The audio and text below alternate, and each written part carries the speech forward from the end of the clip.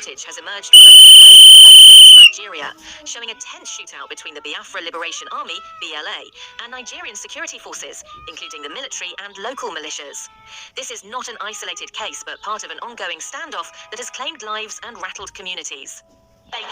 Jesus, from all these people scream. Jesus Christ of Nazareth. See how me better.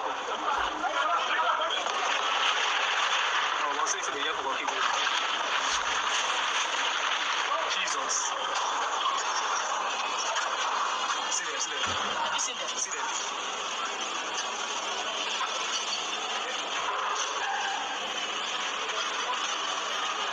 That is one boy.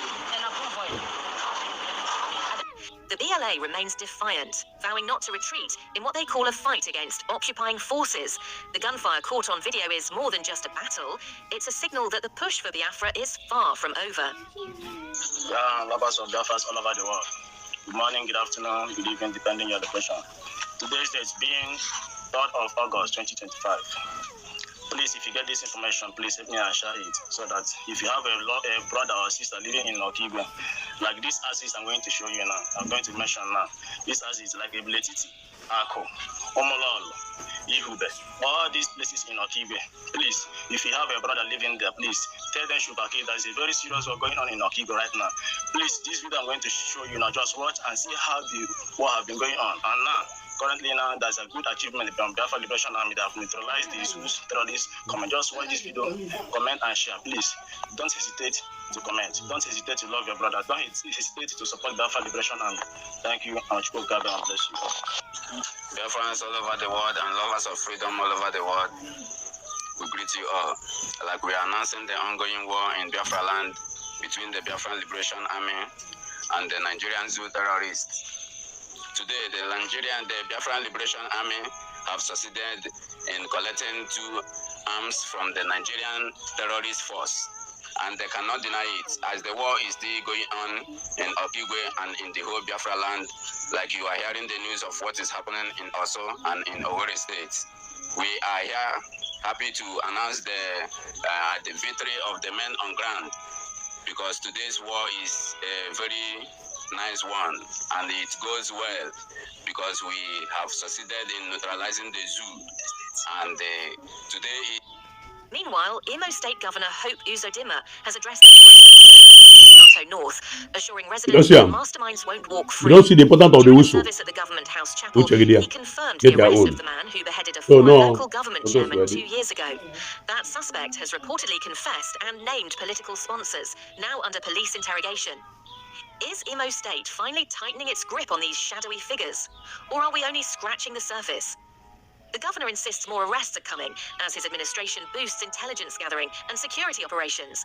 He also accused desperate politicians of deliberately fanning the flames of unrest.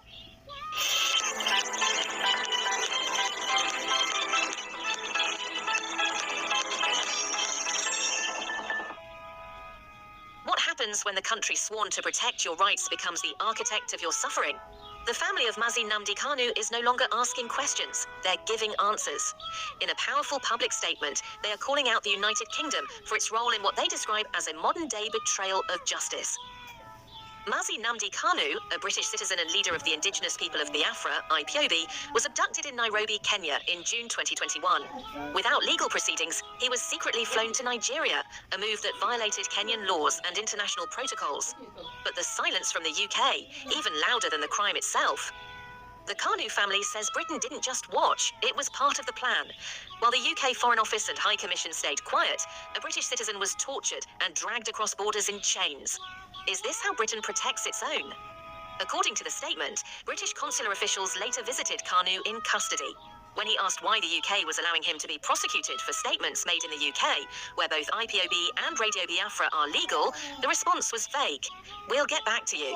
They never did. Soon after, Nigerian officials quietly changed the charges, removing any mention of London. The timing?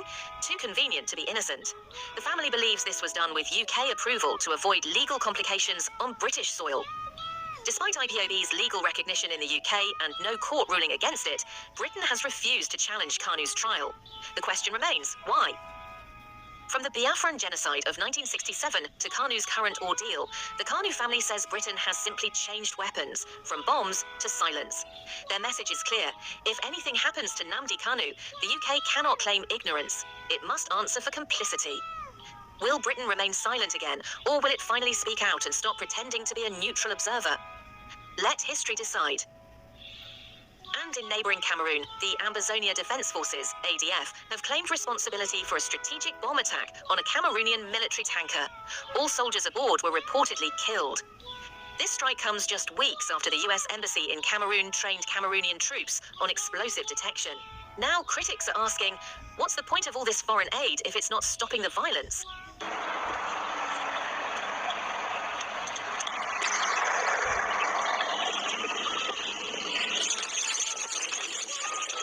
Human rights groups are calling on the Trump administration to cut military ties with Cameroon, citing ongoing atrocities in Ambazonia.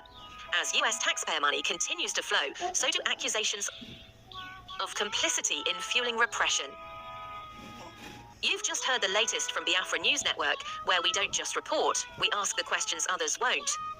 If you found value in this report, don't just scroll away. Like, share, and hit that subscribe button. Because when you stay informed, you stay in control.